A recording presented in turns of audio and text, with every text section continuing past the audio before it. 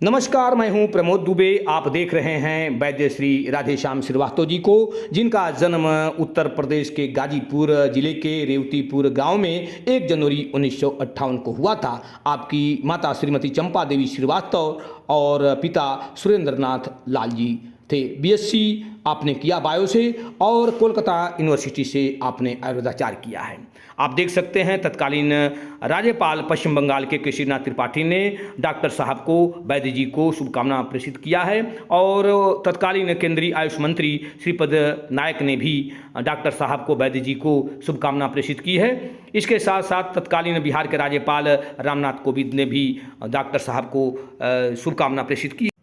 Doctor साहब बहुत ही मृदुभाषी हैं। वे रोगियों से प्रतिदिन मिलते हैं, उनका हालचाल जानते हैं और उनके साथ घुल मिल करके वे आयुर्वेद का उनके जीवन में क्या महत्व बताते हैं। आपको विशिष्ट चिकित्सा के लिए 2003 में भामा शाह सेवा सम्मान से भी सम्मानित किया गया। डॉक्टर साहब कहते हैं कि आज आयुर्वेद हमारे जीवन की बहुत ज़रूरत है। आइए हम उनसे कुछ बातचीत किए हैं, हम देखते हुए क्या कह रहे हैं। नमस्कार, मैं हूँ प्रमोद दुबे। हमारे बीच में एक प्रख्यात आयुर्वेदाचार्य, और मैं समझता हूं कि अपने आयुर्वेद की जानकारी से, अपने आयुर्वेद के ज्ञान से इन्होंने अब तक हज़ारों मरीजों को, जटिल रोगों को उन्होंने दुरुस्त कर दिया है। अभी थोड़ी देर पहले मैं आपके ही चैम्बर में बैठा हूं। एक व्यक्ति को कैंसर की जो है वो किसी ने कह दिया था कि आपको कैंसर हो गया, डॉक्टरों ने कह दिया था, परंतु डॉक्टर साहब हमारे सामने की बात है कि उन्होंने उसको चेक किया और उस मरीज को आश्वस्त करते हुए उन्होंने कहा कि आपको ऐसा कुछ नहीं है। नारी देख करके देखते हैं। डॉक्टर राधेश्याम श्रीवास्तव जी, आपने इनको फेसबुक पर देखा होगा, इन्होंने कई किताबों में भी अपना लेखन किया है। बड़े ही संस्कृत प्रेमी हैं, संस्कार के प्रेमी हैं। मैं सबसे पहले राधेश्याम श्रीवास्तव जी से वैद्य जी से जानना चाहता हूं कि आयुर्वेद का आज के समय में प्रासंगिकता क्या है। आयुर्वेद जो है आज की सबसे बड़ी आवश्यकता है। हमारी जो है दिनचर्या और रात्रिचर्या दोनों जो है बिगड़ चुकी है। जब से हमारा जन्म प्रारंभ होता है उस दिन से 3 कार्य हमारे साथ जुड़ जाते हैं। एक बच्चा छोटा क्या करता है? फीडिंग करता है, उसके बाद सोता है और मलमूत्र का विसर्जन करता है। तो ये 3 कार्य प्रथम दिन से जन्म के बाद हमारे आरंभ होते हैं और यही तीनों कार्य जो है सारे जीवन पर्यंत चलते हुए आखिरी दिन तक इन तीनों कार्यों का जो है महत्व होता है। अतः अभी जो है जो आ रहा है परिणाम हमारे सामने, उसमें ये तीनों क्रियाएं इतनी बिगड़ चुकी हैं हमारी कि जिससे जो है हमें आरोग्यता की जगह जो है रोग से जुड़ाव होता जा रहा है। हम लोग जो है हमेशा उसके साथ जो है अन्याय कर रहे हैं, अपने स्वास्थ्य के साथ भी अन्याय कर रहे हैं, अपने समाज के साथ भी अन्याय कर रहे हैं, अपने परिवार के साथ भी अन्याय कर रहे हैं। अतः हमें आयुर्वेद के सिद्धांतों को अमल में करना चाहिए। यदि आयुर्वेद जो है हमारी प्रकृतिवाद की बात करती है, यदि कोई न माने, मान लीजिए थोड़ी देर के लिए कोई आयुर्वेद को न मानता है, तो भी क्या प्रकृति नहीं है? प्रकृति उसके लिए भी जो माने न माने उसके भी प्रकृति है। ऋतुएँ आती हैं, हमारे देश में 6 ऋतुएँ हैं। सबसे बड़ा जो है हम ऋतुओं के मामले में धनी है।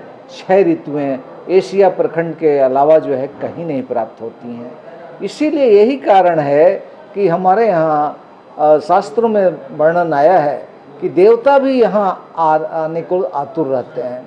तो क्यों आते हैं? इसका एंजॉय करने के लिए हमें जो है 6 ऋतुओं का आनंद प्राप्त होता है। अतः हमें ऋतुओं को भी समझने की ज़रूरत है, जिसके ऊपर जो है आयुर्वेद ने बहुत बड़ा विशद जो है व्याख्यान दिया है, वर्णन किया है। डॉक्टर साहब, अंग्रेजों के आने से पहले वो आयुर्वेद पर पूरा का पूरा विश्वास था। 80 के दशक तक हम लोग खुद गांव के रहने वाले हैं और वहाँ पर जो है नीम की दातुन करते थे और हमारी जो माँ थी वो दीपावली में वो काजल या अंजन बनाती थी। बहुत ही ऐसी चीज़ थी जैसे कि आप जिसको गुरुच कहते हैं, गिलोय कहते हैं, ये सब गांव में होता था। जब कोई रोग मतलब कि बुखार नहीं उतरता था तो उसको काढ़ा पिलाया जाता था। ये चीज़ें अचानक खत्म क्यों हो गई, इस पर आप क्या कहेंगे? देखिए, सच पूछिए तो फार्मेसियों की ज़रूरत नहीं है।